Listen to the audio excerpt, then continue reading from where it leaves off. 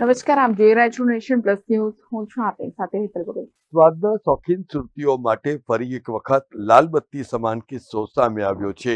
જો તમે બહારથી પનીર કે મીઠાઈ લાવીને આરોગતા હોય તો ચોક્કસપણે ચેતી જવાની જરૂર છે. સુરત શહેરમાં લોકોના આરોગ્ય સાથે ગંભીર ચેડા કરતા તત્વો સામે સુરત શહેર સ્પેશિયલ ઓપરેશન ગ્રુપ અને સુરત મહાનગરપાલિકાના ફૂડ એન્ડ સેફ્ટી વિભાગે સંયુક્તપણે દરોડાઓ પાડીને બે અલગ અલગ વિસ્તારોમાંથી હજારો રૂપિયાની કિંમતનું શંકાસ્પદ નકલી પનીર અને ભેળસેળયુક્ત માવો બજારમાં વેચાય એ પહેલા જ ઝડપી પાડવામાં આવ્યો છે. સુરત એસઓજીને ચોક્કસ બાતમી મળી હતી, જેને આધારે ટીમે સુરત મહાનગરપાલિકાના ફૂડ એન્ડ સેફ્ટી વિભાગના અધિકારી જેએમ દેસાઈ અને ટીએસ પટેલને સાથે રાખીને ઉધના વિસ્તારમાં આવેલી શ્રીજી પ્રોવિઝન સ્ટોરની તપાસ હાથ ધરી હતી, જેમાં 80 કિલો શંકાસ્પદ પનીર અને 168 કિલો મીઠાઈ બનાવવાનો માવો જપ્ત કરવામાં આવ્યો હતો. આ દુકાનમાંથી 70 કિલો મલાઈ પનીર અને 10 કિલો એનાલોગ પનીર પણ મળી આવ્યું હતું, જે હલકી કક્ષાના દૂધ અને પામોલિન તેલમાંથી બનાવવામાં આવ્યું હોવાનું સામે આવ્યું છે. એસઓજીએ પ્રોવિઝન સ્ટોરના માલિક નવલ કિશોર ગર્ગને ઝડપી પાડ્યો છે. તો બીજી તરફ પાલિકાના ફૂડ ઓફિસર ડીડી ઠાકોરની સાથે એસઓજીની ટીમે પૂણા વિસ્તારમાં રેડ કરી હતી, જેમાં પ્રિયંકા સિટીના એક બિલ્ડિંગમાં ધમધમતા કૌભાંડનો પર્દાફાશ થયો હતો.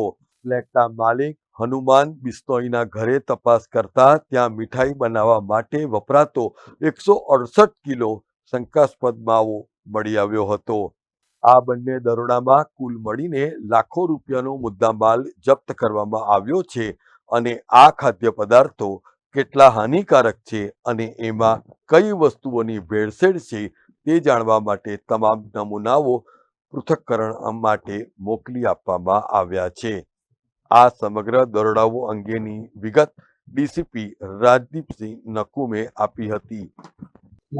છેલ્લા કેટલાક દિવસથી એસઓજીની સતત જે નકલી ચીજ વસ્તુઓ છે એના વેચાણ ઉપર વોચ રાખવામાં આવી રહી છે અને ક્યાંય પણ ઇન્ફોર્મેશન મળે કે અહીંયા નકલી એનાલોગસ કે ખાઈ શકાય એવી વસ્તુઓ મળે તો ત્યાં તરત જ અમારી ટીમ પહોંચી જતી હોય છે. એ જ રીતે આજે સવારમાં ખબર પડી કે ઉધના ખાતે એક જગ્યાએ આવું એનાલોગસ પનીર છે એ કોઈ બ્રાન્ડિંગ વગર લૂઝ છૂટક વેચાણ થાય છે, તો ત્યાં એસઓજીના ટીમ જઈને રેડ કરતા ટોટલ 80 કિલોગ્રામ જેવું આવું નકલી પનીર મળી આવ્યું છે. ફૂડ સેફ્ટી ઓફિસર સાથે રેડ કરવામાં આવી અને ત્યાં એના નમૂના લેવામાં આવ્યા અને જે 80 કિલોગ્રામ પનીર છે એને જપ્ત કરવામાં આવ્યું. તદુપરાંત બીજી એક ટીમ જે છે તે પૂણા મગો પ્રિયંકા સિટી છે, ત્યાં રોડ ઉપર એક રાજસ્થાનથી માવો આવતો હતો, તેને શંકાસ્પદની માહિતી હતી, તેને ચેક કરતા એને જાતે સ્વીકારેલું કે આ જે છે ભેળસેળયુક્ત માવો છે. એનો પણ ફૂડ સેફ્ટી ઓફિસરને બોલાવી અને એને નમૂના લેવામાં આવ્યા અને ટોટલ જે છે એ માવો 200 કિલોગ્રામ છે જપ્ત કરવામાં આવેલો છે. કઈ રીતે બનાવતા હતા, કેટલા ભાવે વેચતા હતા અને ક્યાં ક્યાં સપ્લાય થતું હતું?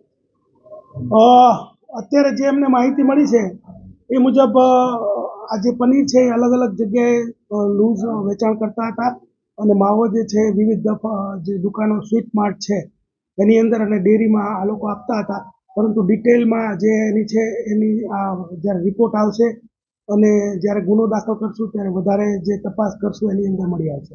માવા અને પનીર કઈ રીતે બનાવવામાં આવતા?